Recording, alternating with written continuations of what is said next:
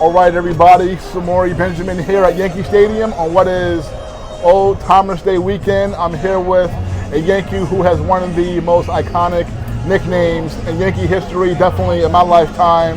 Hensley, Bam Bam Meulens. Hensley, man, good to see you again, and welcome back to the Bronx. Oh, thanks for having me, and it's always great to come back to the Bronx. Yankee Stadium where it all started for me many years ago.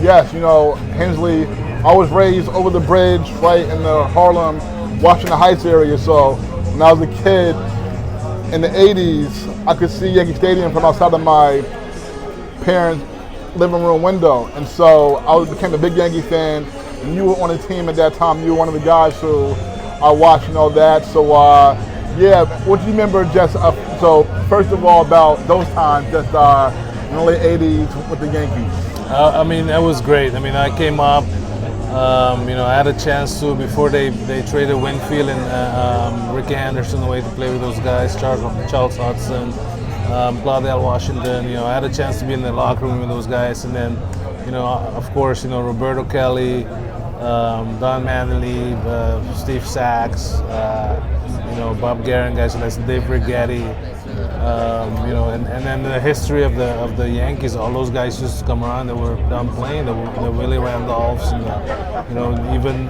Mickey Mantle and Whitey Ford. I remember those guys always around, teaching us how to play the right way. And then I cherish that a lot, and I try to pass it along to our young players these days. And I'm sorry, I meant to tell everybody today, Bam told me a minute ago that today is actually the 35-year anniversary of his Major League Baseball debut with the Yankees, and it took place in the Bronx, right? Right. Yes, so... Old Yankee Stadium. Yes, of course, the stadium that I grew up looking at and going to as a kid, so congrats on the anniversary, and I'm going to get back to the Yankees.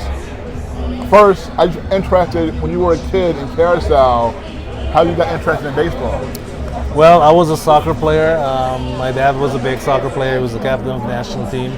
And one day, I was about 10 years old, they were starting a baseball team on our soccer field. And they needed 50, 60 kids to try out. And I had never played before. And one of my teammates said, "Hey, let's go try out for the baseball team." I said, "I don't even know how to catch." He said, "Oh, don't worry, we just need guys." So we went. And they picked 14 guys out of the 50, 60 kids that were trying out, and I was the last guy they picked without me ever playing the game.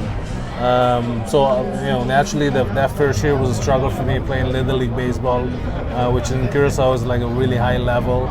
But then the next year I was in a selection of the my league, and then I kept on growing. I was in the national team the next year. And then I was signed by the Yankees at age 18, just about 7-8 years after that. So it went really quick. I don't remember playing a lot in Curacao, but those years. I was on the men's league national team for 1 year in 1985, and I was signed right after the Pan Am Games that we played in Caracas, Venezuela that year to join the Yankees. And my first year was in the Gulf Coast League in Sarasota. Well, so the first year that you started playing baseball at all was you around 11 years old or so? 11? Yeah, 10. Okay, and so you were able to get the skills good enough to become a really good player. Were the other players in Carousel at the time, how good were they? No, so when I signed, there was only one other guy signed. His name was Sherwin Babisancha. He was a prospect with the Baltimore Orioles organization. He made it up to the 40-man roster, but never really played a game in the major leagues. I was the first one. So today actually marked 35 years of me debuting in here in the Bronx as the first Curacao-born player. And then obviously the rest is history with Andrew and Didi and Stanley and Ozzie these days, and Xander Bogaerts, Kenley Jansen, Andrelton Simmons, Profar. Shoot. Yes, Jonathan Scope. So Jonathan and as a matter of fact, and Didi played on the same team in Mexico this summer, so they just got eliminated from the playoffs. I actually just talked to Didi on the phone from the field, so it's pretty cool.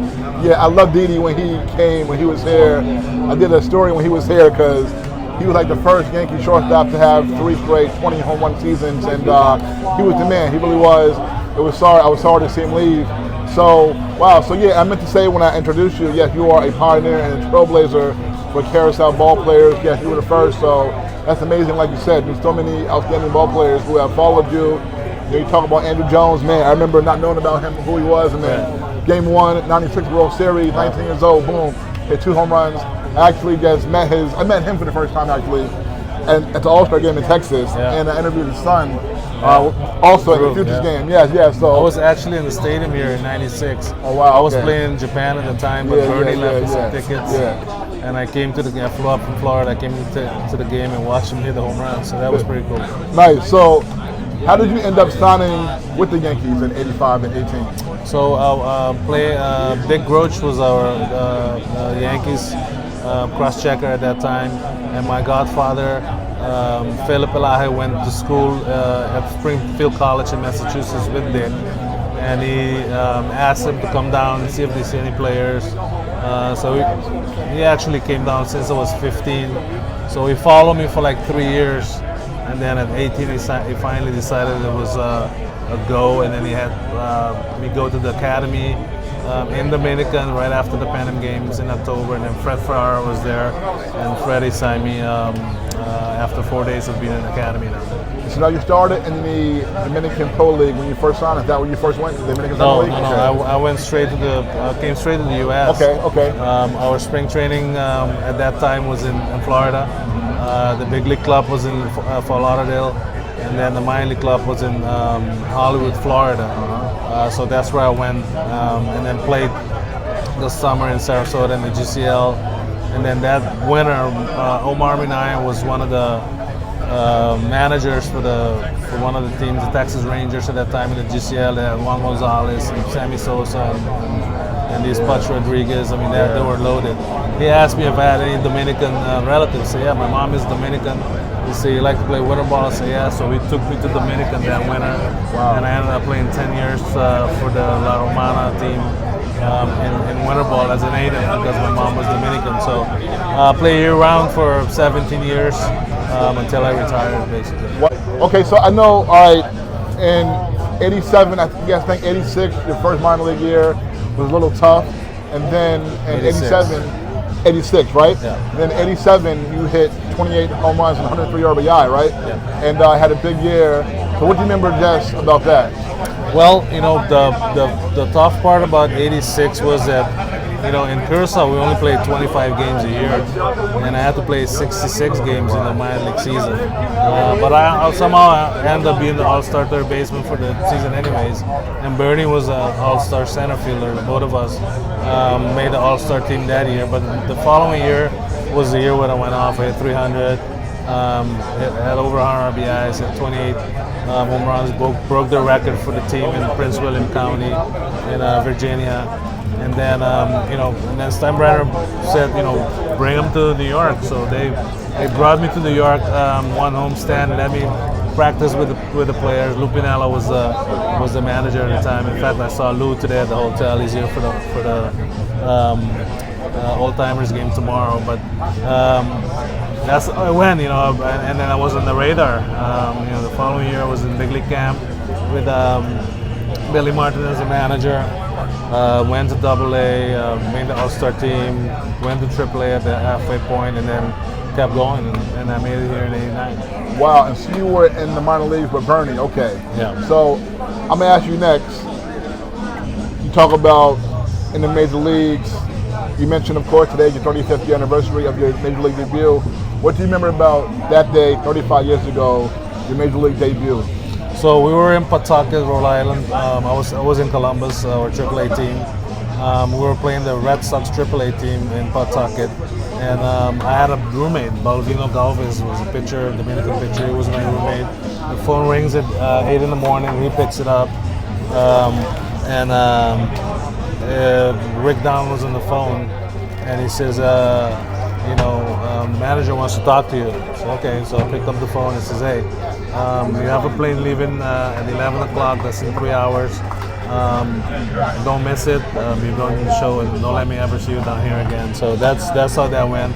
those were the days without cell phones. There was, you make collect calls to home back then. So I called the front desk. I needed to call my parents at home. She says, yeah, this happens all the time here. This is a spot where guys go to the big leagues for the first time, so I'll facilitate it with a call. So she called my parents and connected back to the room, and I told my parents, everybody's crying.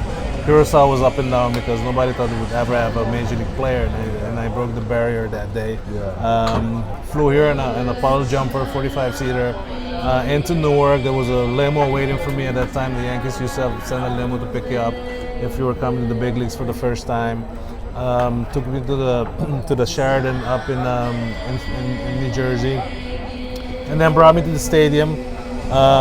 Because I was in a rush, there was no phone, so I couldn't get anybody to open the clubhouse for me to get my equipment. So finally they did. I was rushing. I was like at the airport 45 minutes before the flight left. In those days there wasn't as much security as before 9/11, so I rushed to the front. People gave me a chance. They gave me my boarding pass real quick. They said run to the plane. There was no security like nowadays, so I ran to the plane, and so my bags didn't make it. So I played that night with Rafael Santana, was our shortstop. I borrowed his glove, and Nick Priori was our clubhouse manager. He gave me some shoes and some undergarments to play the first game. That's how it started. Nice. And how about your first at bat? What do you remember about your first at bat? My first at bat was against Boston. Ironically, we were playing the AAA team and the Major League teams were playing against each other. I was against Mike Boddicker. He flipped me a curveball, slow curveball, and I swung. Nearly fell down. But then he walked me on 4 straight pitches after that. So I walked my first at bat, struck out the second at bat, and I got a single in the third at bat. And then I faced Lee Smith in the last inning, my last at bat, and I punched out that at bat as well. So I was 1 for 4 with a single up the middle. Great. And a walk. Actually, it was 1 for 3 with a walk. Yeah. So you got to hit your first game, got that out of the way. Yeah. Who did you get your first home run against? So that year I didn't get a home run. The following year I went back to AAA. Was MVP in the International League.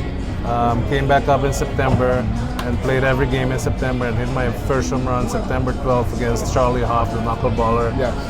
Texas Rangers at that time, Old Yankee Stadium, into the right center field bleachers. In 1990? Yes. And the manager was Stunt Merrill? No, so 1990 I believe. Buck was not there yet, right? No, Bucky Dent was my manager when I came up. 1990 I believe was Stump, yes. Stump, 90, yes, right? Yes. Yeah. And so Buck Showalter eventually, did you have him at all in the minor leagues, Buck Showalter? Yeah, so I played for Buck 6 different times in my career. Wow. A-ball, AA, and then the big leagues. I played for him in Arizona as well, so yeah, I know. A bunch of different times. Who were some of the other Yankees who you played with in the minor leagues who eventually made it up here? So from the rookie ball team, there was just me and Bernie, and then Jim Laris was there for a little bit, I remember, and then Ozzie Canseco was on there for a little bit. Wow. I remember he became a major leaguer as a hitter because he was a pitcher. Wow. With the Oakland A's, him and Jose played together with Oakland. Then moving up, there was very few guys that actually made it to the big leagues, but then.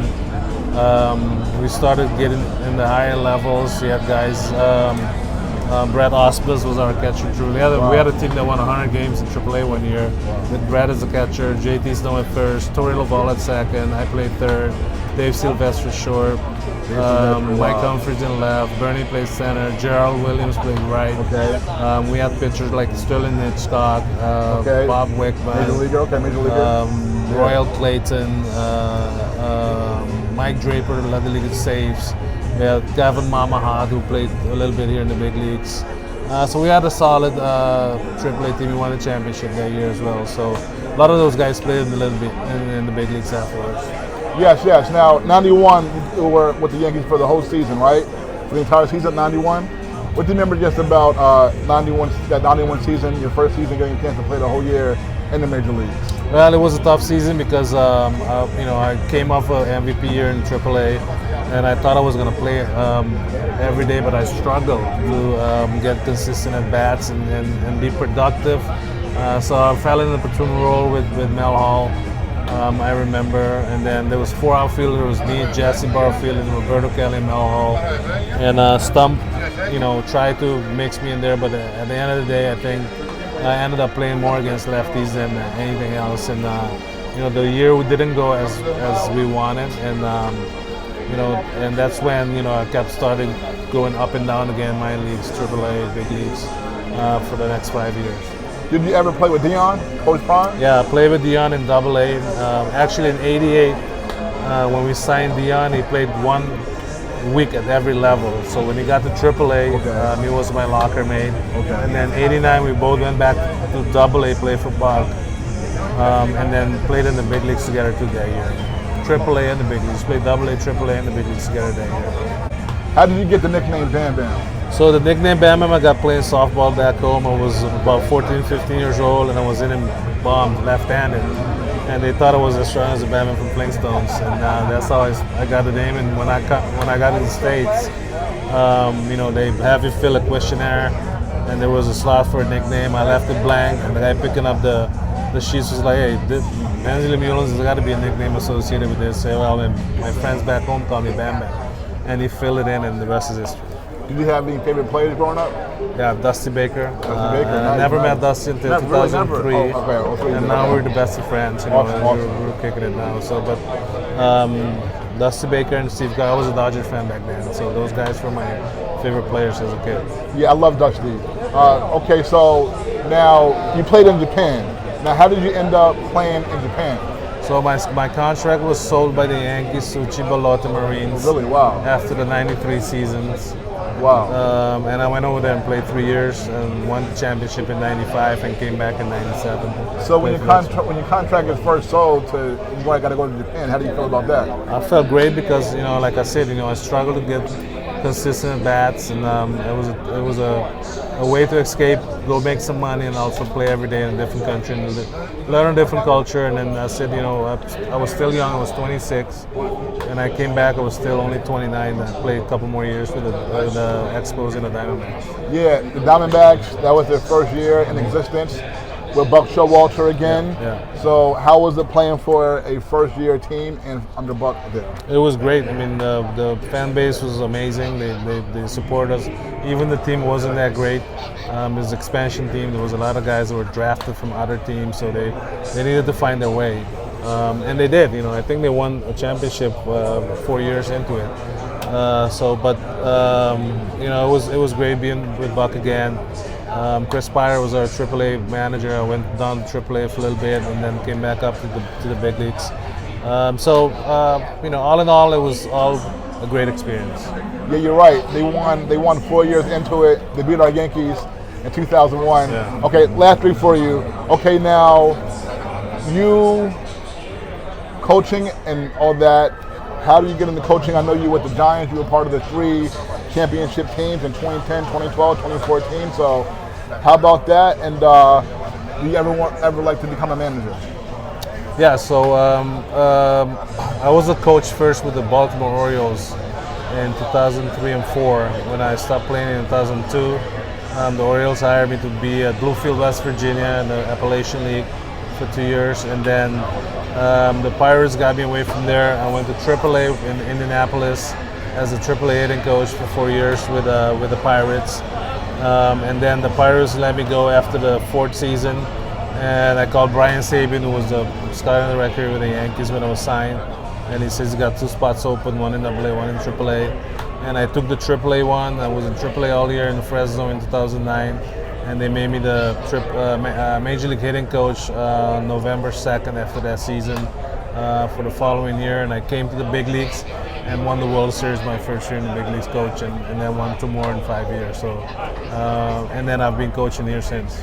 Awesome. Who's the most talented player that you played with? There's a few. I mean, Bernie's at the top of the list. Definitely Don Manley is also a player. Roberto Kelly. All these guys were quality players that I play with in my time here in New York. Play with Vladimir Guerrero, who's a Hall of Famer today in Montreal. Play with Matt Williams in Arizona, who's a quality player as well. Devon White was a great center fielder, a bunch of Gold Gloves.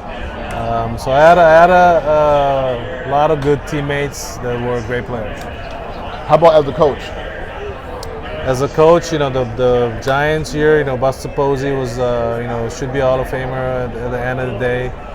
He came up my first year on May 1st and became the Rookie of the Year, won the MVP, won 3 championships, comeback player of the year. I mean, he won every possible award that you can win. And then also those years, I had guys with growing pains that became good players like Brandon Crawford, Brandon Belt, Joe Panik, New York guy, Pablo Sandoval. I mean, we had many great players that helped us win those 3 championships. And last one for you. Obviously, I was with Judge in 2022 when I was here with the Yankees. With who? Aaron Judge. Oh, you were here in 2022, right? As yeah. No doubt. Okay. And last one for you. It's Old Timers Day weekend, and you're part of this history. I saw you talking about Paul O'Neill and all that, and you mentioned how you saw Lou Piniella at the hotel and all that. So, what's it like being able to be here for Old Timers Day? It's great. I mean, I was here for the 22 one. I was part of it. I mean, I walked out of the center field gates through the monuments. I mean, it was unbelievable. So goosebumps. I didn't play here a very long time, but they still remember me as one of the people that played with heart, played the game the right way, and so they honor me in 22 as coming out of the gates there with all the rest of the greats that were here that day. So being here again this year was awesome. I'm going to take it all in tomorrow. Yes, so definitely I'm one of those people you talk about who remember you. Definitely, I was a fan of yours. And like you said, today is your 35th year anniversary of your Major League Baseball debut, so congrats. And I forgot you were here in 2022, so you were the secret to Aaron Judge, 62 home runs. All right, so folks, former Yankee, Hensley, Bam Meulens, thank you so much for your time. I appreciate you. Thank you. Appreciate it. All right, folks, we're back. Thank you.